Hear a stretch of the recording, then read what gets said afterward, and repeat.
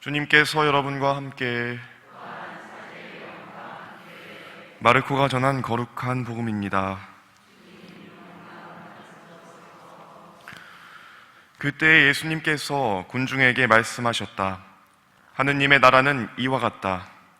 어떤 사람이 땅에 씨를 뿌려 놓으면 밤에 자고 낮에 일어나고 하는 사이에 씨는 싹이 터서 자라는데 그 사람은 어떻게 그리 되는지 모른다. 땅이 저절로 열매를 맺게 하는데 처음에는 줄기가, 다음에는 이삭이 나오고 그 다음에는 이삭의 나달이 연근다. 곡식이 익으면 그 사람은 곧 낫을 댄다. 수확대가 되었기 때문이다. 예수님께서 다시 말씀하셨다. 하느님의 나라를 무엇에 비길까? 무슨 비유로 그것을 나타낼까? 하느님의 나라는 겨자씨와 같다. 땅에 뿌릴 때에는 세상의 어떤 씨앗보다도 작다. 그러나 땅에 뿌려지면 자라나서 어떤 풀보다도 커지고 큰 가지들을 뻗어 하늘의 새들이 그 그늘에 깃들일 수 있게 된다. 예수님께서는 그들이 알아들을 수 있을 정도로 이처럼 많은 비유로 말씀을 하셨다. 비유를 들지 않고는 그들에게 말씀하지 않으셨다. 그러나 당신의 제자들에게는 따로 모든 것을 풀이해 주셨다. 주님의 말씀입니다.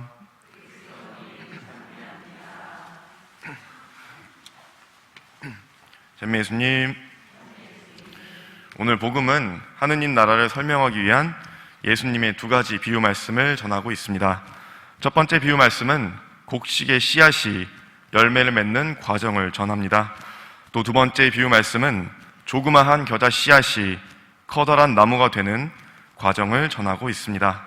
강론을 시작하기 앞서서 잘 아시다시피 성경에 나오는 예수님의 비유 말씀은 신학적으로 다양한 해석들이 존재하고 또 말씀을 받아들이는 우리 각자의 영성도 개입되기 때문에 이에 대한 하나의 절대적 해석은 불가능함을 말씀드립니다.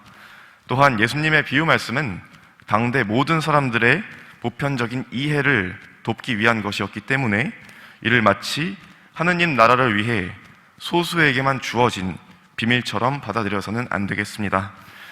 오늘 복음에서 예수님께서는 하느님 나라를 변치 않는 절대적인 개념이나 장소가 아니라 씨앗이 땅에 뿌려져 열매를 맺기까지의 생장 과정, 사람으로 예를 들면 마치 어린아이가 성인이 되어가는 일련의 과정으로 설명하십니다.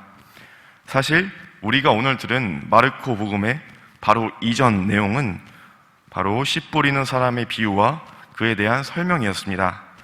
그때 예수님께서는 씨앗이 말씀을 의미하며 씨앗이 뿌려진 땅은 말씀을 듣는 사람을 의미함을 앞서서 알려주셨습니다. 이 사실을 감안하고 오늘 복음을 다시 바라본다면 하느님 나라는 말씀을 알아듣는 각자의 신앙에 달려있음을 짐작해 볼 수 있습니다.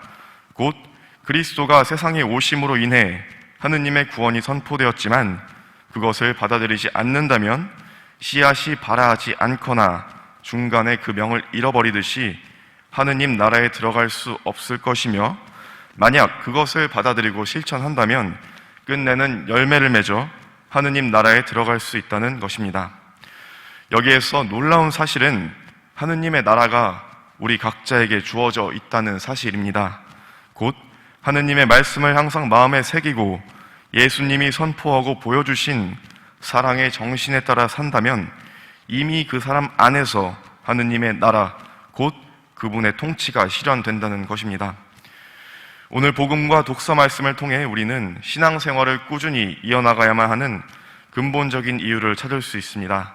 말하자면 일시적인 신앙, 곧 자신이 필요할 때만 하느님을 찾는 신앙은 그 뿌리가 탄탄하지 못하며 열매를 맺을 수 없습니다. 그러나 기쁠 때나 슬플 때나 변치 않는 마음으로 하느님을 찾고 또 그분의 뜻을 실천하려 하는 사람 안에는 하느님의 씨앗이 점차 자라서 마침내 각자의 마음 안에 신앙의 꽃을 피울 것입니다. 그렇기에 그리스도인은 근본적으로 하느님을 닮아가는 존재, 또 본당 신부님의 표현을 빌리자면 그렇게 되어가는 존재인 것입니다.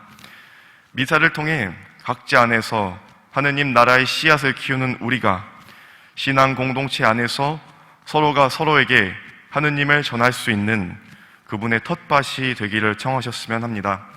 끝으로 루카복음은 하느님 나라에 대해서 다음과 같이 전하고 있습니다.